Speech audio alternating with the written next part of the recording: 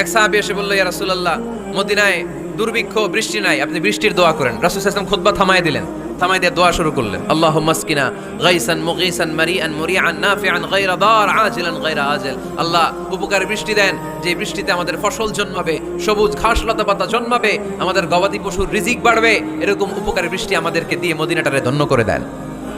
বৃষ্টি শুরু হলো, জুমাবার বৃষ্টি, শনি রবি সোম মঙ্গল বুধ বৃহস্পতি শুক্র, টানা 7 দিন বৃষ্টি। এবার বৃষ্টির চোটে মদিনায় বন্যা হয়ে গেছে। এতদিনে দুর্ভিক্ষ, এতদিনে কি? এখন বৃষ্টির বরকতের দোয়া করছে, বৃষ্টিতে এবার বন্যা। যেই সাহাবী বৃষ্টির জন্য দোয়া করতে বলেছিলেন, পরের জুমাবারের খুতবার সময় এসে ওই সাহাবী বলেন, ইয়া রাসূলুল্লাহ, আবার খুতবার মাঝখানে, ইয়া রাসূলুল্লাহ, আর বৃষ্টির দরকার নাই, আর দরকার নেই, এবার বৃষ্টি বন্ধের দোয়া করেন। আল্লাহর হাবিব সাল্লাল্লাহু আলাইহি ওয়াসাল্লাম খুতবা থামিয়ে আবার বন্ধের দোয়া, আল্লাহুম্মা হাওয়ালাইনা ওয়ালা আলাইনা, হে আল্লাহ, আমাদের চারিদিকে দেন, মদিনাতে আর বৃষ্টির দরকার নাই। চিল্লায় পড়েন সুবহানাল্লাহ।